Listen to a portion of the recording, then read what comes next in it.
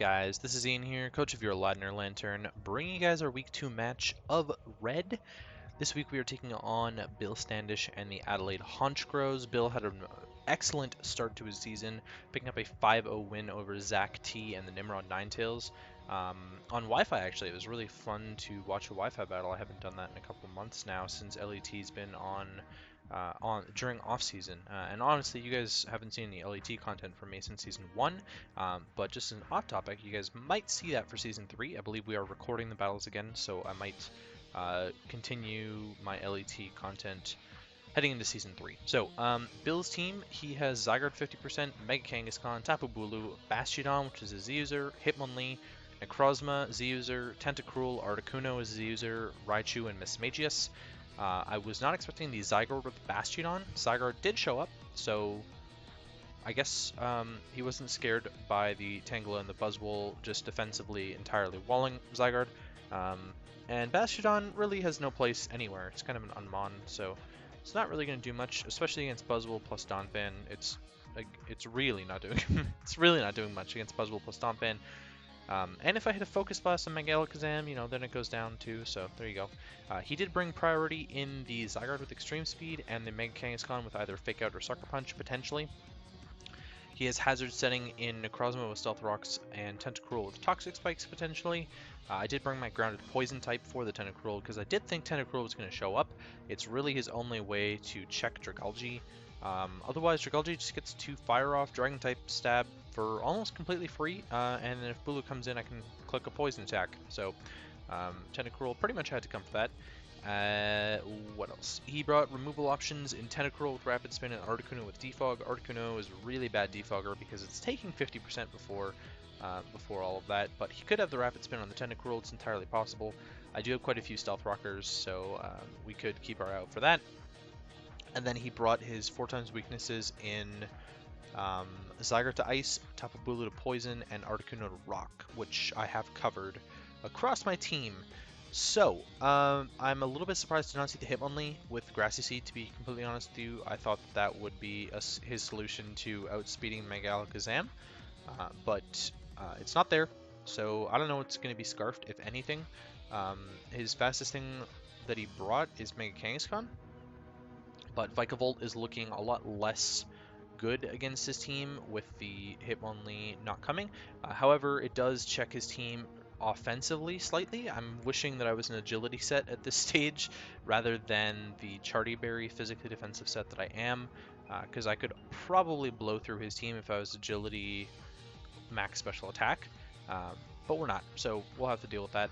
Necrozma, I don't know what to expect from that thing. It's pretty much the biggest threat to my team, to be completely honest with you. I have multiple checks to Zygarde, multiple checks to Tapu Bulu, so I'm not as scared about that. Mega Kangaskhan looks scary, but I'm not sure what to think about that either. Bisharp looks like it really goes ham when Mega Kangaskhan is dead, and when Zygarde is weakened, then Bisharp looks really strong against his team. Megalakazam is looking especially because Hitmonlee didn't come.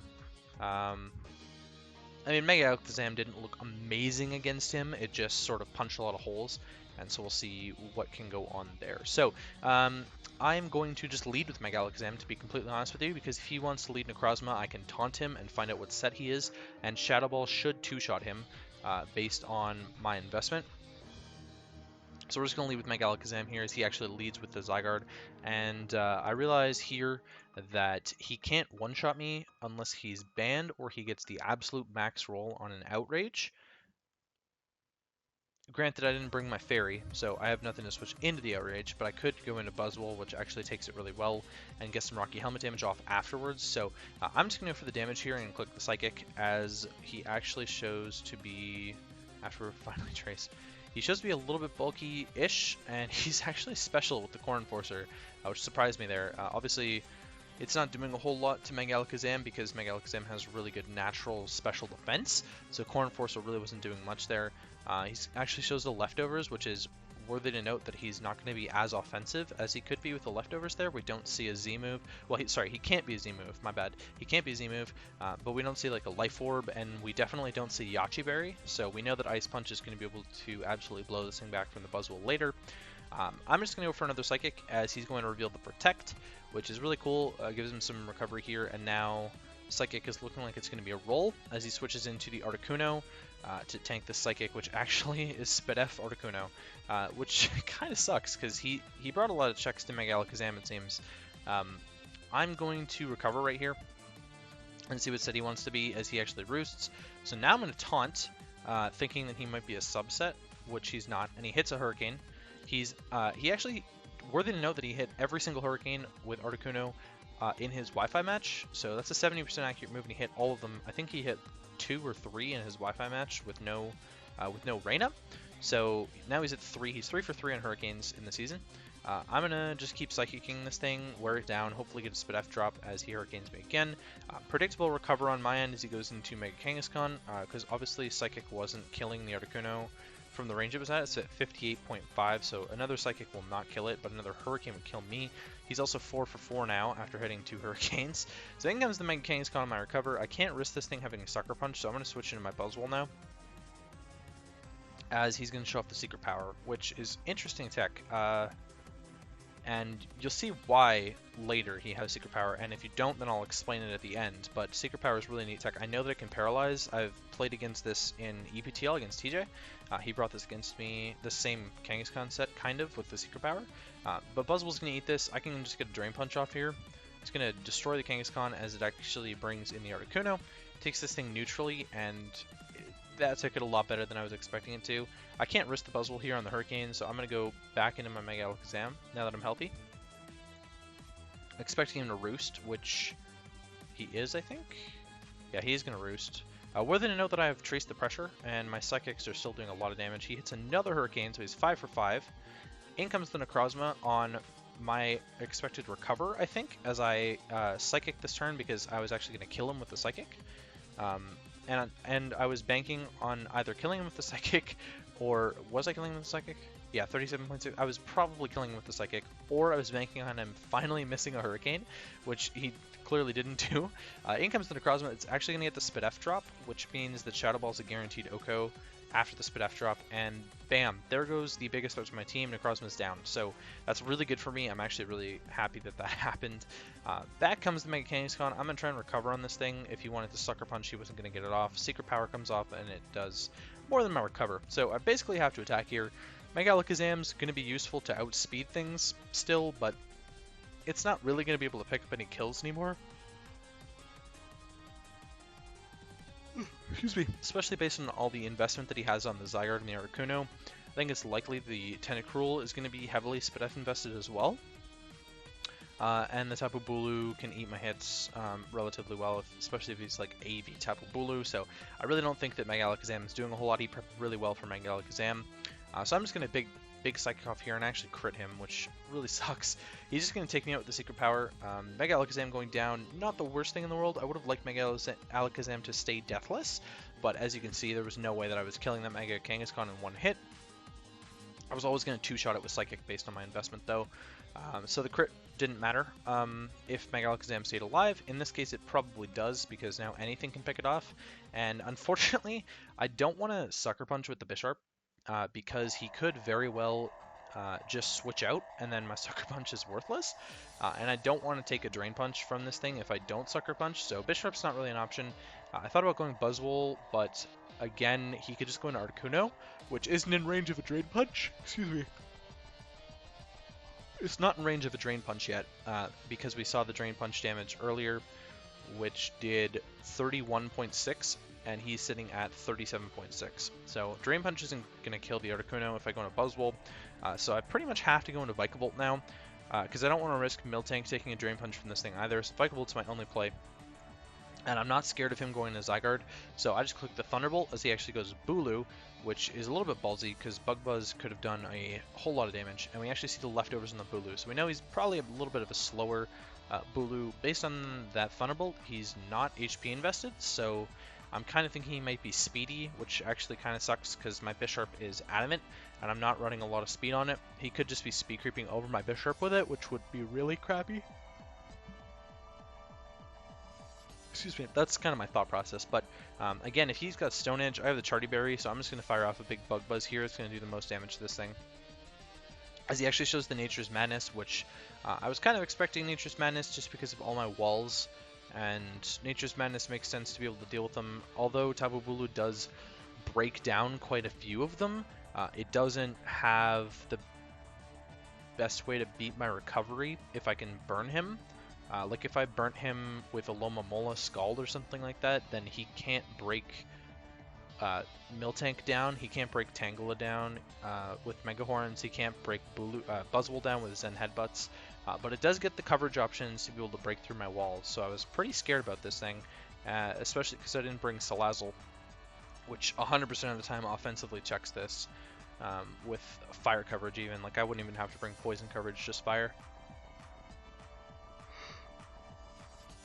Excuse me. So another Bug Buzz is a roll here to kill, based on his leftovers recovery, plus the grassy terrain. He actually shows that he's special with the Dazzling Gleam there, and I get quite a low roll on the Bug Buzz actually compared to the other roll that I had above there, 49 compared to 44.6. Not a big deal. Vikavoolt's not doing anything in this match, so keeping the Bulu as low as possible is my goal here. I think I clicked the Bug Buzz again, as he's actually just going to show me the Giga Drain and kill me with that. So he gets a bunch of recovery back here. And now I can go Dragalge. Knowing that he's special, I'm actually Assault Vest Dragalge. And you know what? I didn't even talk about my team, so you guys should definitely check out the team builder because I'm not going to go into it now. But I'm Assault Vest Dragalge, so Sludge Wave is going to demolish this thing. Tentacruel is 100% his switch in, but I want to see how much investment that thing has anyways, so I'm just going to go for the Sludge Wave. I don't have a better way to hit Bulu, like a neutral way to hit the Bulu. A neutral way to hit the Bulu and the Tentacruel, I should say. So Sludge Wave is my best way to do that. Tentacruel comes in here, and it's a little bit of investment. I think it's max HP with a little bit of Spit F investment. I don't think it's max. Maybe some speed on there, I'm not entirely sure, but he's definitely max HP. And I'm going to throw off a T-Bolt now, as he's going to Scald me, which does absolutely no damage. And T-Bolt is doing a little bit about standard actually from what I was expecting there. Dragon Pulse is going to be able to two-shot him as well, and it covers the Zygarde switching in on my T-Bolt. So I'm going to Dragon Pulse here now, as he's actually going to show the Acid Spray, which crits me. Again, that crit had no matter whatsoever. I'm -2 Spit F, but another Dragon Pulse is going to kill him here as he gets a layer of T-Spikes. So the T-Spikes kind of suck because I have to switch Dragalge back in to get rid of them, but I'm fairly confident that I can actually do that because Dragalge switches in on the Bulu, it switches in on the Articuno, and at this point it can switch in on the Kangaskhan as well. So the only thing that threatens Dragalge out is the Zygarde, which is actually probably better for me that he goes into Zygarde here, which he actually does. Because I'm -2 Spit F, Core Enforcer will kill me here, and I'm just going to go into my Miltank on the Zygarde. Eat the poison because I don't really care too much about the poison, and eat the Core Enforcer, which isn't. It's doing a little bit, but it's not doing a whole lot to me. And my leftovers recovery is going to help against the poison a little bit now. So in comes the Tapu Bulu. I actually chose to get up, go for Toxic here, and I'm actually going to go for the Stealth Rocks this turn, I think, as well. I wanted to Toxic the Zygarde in case he was a subset on the Zygarde, or he happened to just be Core Enforcer to deal with like Buzzwole instead of running Dragonance, but I ended up toxicking there. I think this turn I go for the rocks to make sure the Articuno is just dead on arrival, as he falls for the Sap Sipper and Giga Drains me, and I got the attack raise, so that's pretty much a wasted turn for Bill there, because he's taking toxic damage, I'm taking poison damage, but now his Articuno is screwed, because he doesn't have another removal option, so his Articuno is automatically dead on arrival, which relieves my Buzzwole of so much pressure right now. The fact that Articuno can't switch in on my Drain Punch means that Buzzwole kind of just steamrolls the rest of this team. Ice Punch is going to take out the Zygarde and the Tapu Bulu, and honestly I can click whatever I want on the Mega Kangaskhan at this point, because it's not going to be able to heal enough with Drain Punch on my Buzzwole, so I could click Leech Life if I wanted, I could click Ice Punch if I wanted, I could click Drain Punch if I wanted, and I can't remember what, Earthquake? I probably can't click Earthquake because of Grassy Terrain, but there you go. So now I'm a +1 attack Miltank. I'm going to go for the Body Slam, get as much chip off on the Bulu as I can, as his Dazzling Gleam is not going to kill me. So we're going to get a lot of chip off there, and he's actually not going to die to the Toxic yet, just because of Grassy Terrain. he's going to be low enough, but the next turn he's guaranteed with Toxic plus Leftovers damage to die to that, and he has to switch back in on Rocks if he wants to preserve this thing. So there's no way he's doing that. I'm actually going to switch my Miltank out into Dragalge here to eat the hit and absorb the T-Spike, because I know I can eat any special hit with my AV. Dazzling Gleam does 16.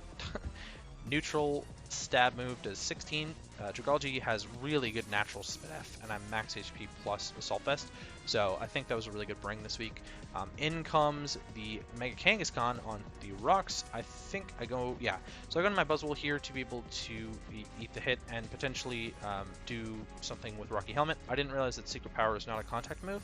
I probably should have noticed that earlier on in the match, but it doesn't really matter.